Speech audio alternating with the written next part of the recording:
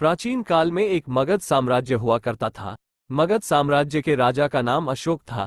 राजा की एक बहुत सुंदर बेटी थी जिसका नाम सयोगिता था। अशोक इतना शक्तिशाली राजा था कि उसे कोई युद्ध के लिए ललकारने का साहस ही नहीं करता था। उसके राज्य की सीमाएं दूर दूर तक फैली हुई थीं। पड़ोसी राज्य के राजा अशोक के साथ एकता बनाकर रखते थे। राजा अशोक बुरे वक्त में अपने पड़ोसी राज्य की मदद करने के लिए भी प्रसिद्ध थे। राजा अशोक ने अपनी बेटी सयोगिता का विवाह पड़ोसी राज्य के राजकुमार मधुर सिंह के साथ तय कर दिया था।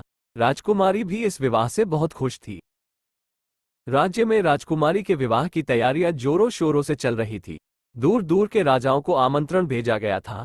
तरह तरह के वस्त्र, जेवर इत्यादि राजकुमारी सयोगिता के लिए मंगवाए जा रहे थे। एक दिन की बात है, रायका के राजा ने अचानक मगध साम्राज्य पर हमला कर दिया। इसके बाद रायका के राजा और मगध साम्राज्य के राजा के बीच युद्ध हुआ। युद्ध में मगध के राजा अशोक मारे गए। इस युद्ध का श्रेय रायका के राजा ने अपने मंत्री भास्कर को दिया और उसे मगध का राजा घोषित किया। मगध साम्राज्य का राजा बनने के कुछ दिन बाद राजा भास्कर ने वहां की राजकुमारी सयोगिता से विवाह करने की इच्छा व्यक्त की। सयोगिता बहुत बड़ी उलझन में पड़ गई। वह अपने पिता के हत्यारे के साथ विवाह नहीं करना चाहती थी, लेकिन इनकार करना भी कठिन था क्योंकि उस स्थिति में उससे राजा के क्रोध और राजा की बात न मानने की क्या सजा मिल सकती थी, सयोगिता भली भांति जानती थी।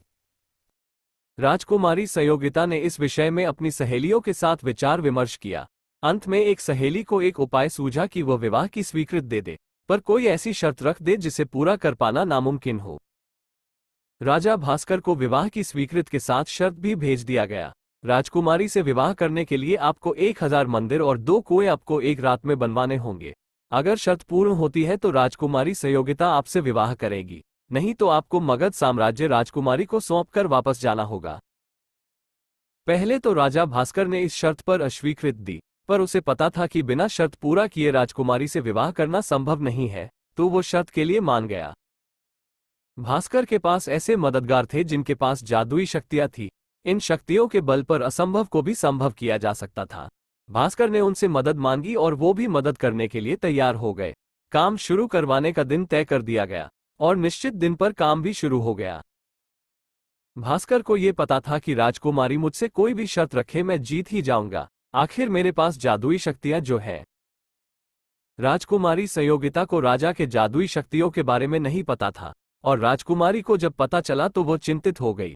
वो घबरा गई। अब चाहे जो हो जाए मैं तो ये शर्त हार ही जाऊंगी। राजकुमारी परेशान अपने कक्ष में बैठी हुई थी। राजकुमारी को परेशान देखकर उनकी सहेलियों ने कहा, राजकुमारी ऐसे परेशान मत हो, हम मिलकर इस समस्या का कोई हल निकालते हैं। इस समस्या का भी कोई ना कोई हल जरूर होगा। जादुई शक्तियों के दम पर फौज की फौज खड़ी कर दी गई और आधी रात तक ही 500 मंदिर का निर्माण हो गया।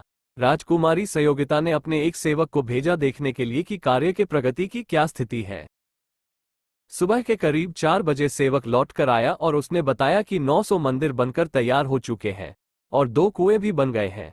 राजकुमारी, निर्माण कार्य बहुत तेजी से चल रहा है। अगर ऐसे ही चलता रहा तो हम शर्त हार जाएंगे।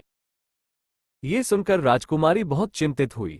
इसका मतलब सुबह 5 बजे तक कार्य पूर्ण हो जाएगा और मुझे उस राजा से विवाह करना पड़ेगा। राजकुमारी फिर से अपनी सहेलियों के साथ बैठकर अपनी चिंता व्यक्त की। एक सहेली को फिर एक उपाय सूझा। उसने राज्य की सभी महिलाओं को जगाना शुरू किया और उन्हें चावल फटकने का काम करने को कहा। राजकुमारी के सैनिकों ने नगर की महिलाओं से कहा, अगले 1 घंटे के अंदर जो जितना तेज चावल फटकेगा और जितनी जोर से गीत गाएगा उसे पुरस्कार दिया जाएगा। महिलाएं बहुत जोर से चावल फटकने लगी और गीत गाने लगी। इस होड़ में कि मैं ज्यादा चावल फटकूंगी और तेज गीत गाऊंगी तो पुरस्कार तो मुझे ही मिलेगा।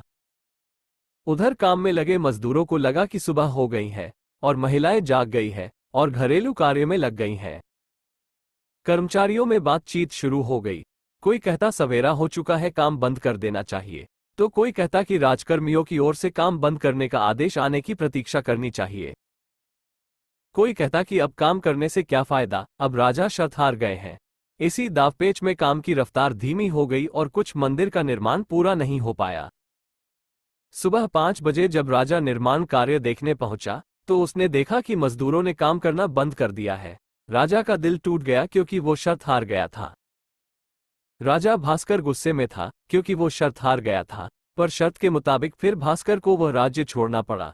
राजकुमारी सयोगिता बहुत खुश थी और फिर सयोगिता का विवाह मधुर सिंह के साथ बहुत धूमधाम से संपन्न हुआ। सयोगिता और मधुर दोनों ने मिलकर मगध का कार्यभार संभाला और वहां की प्रजा का वैसा ही ख्याल रखते थे जैसे राजा अशोक रखा करते थे। प्रजा को भी राजा भास्कर के सख्त नियमों से आजादी मिल गई। मगध की प्रजा भी अपने नए राजा से बहुत खुश थी। चारों तरफ खुशी ही खुशी थी। राजा अशोक के जाने के बाद पहली बार प्रजा इतनी खुश थी। लक्ष्य प्राप्ति के लिए जरूरी है कि सारा ध्यान लक्ष्य पर ही केंद्रित रहे। जरा सा ध्यान भटका नहीं कि मंजिल कोसों दूर चली जाती है। ये कहानी हमें यही सीख देना चाहती है। दोस्तों, आपको हमारी ये कहानी कैसी लगी हमें कमेंट करके जरूर बताएं। और हाँ, चैनल को लाइक, शेयर और सब्सक्राइब करना ना भूलें। मिलते हैं अगली कहानी के साथ, तब तक के लिए धन्यवाद।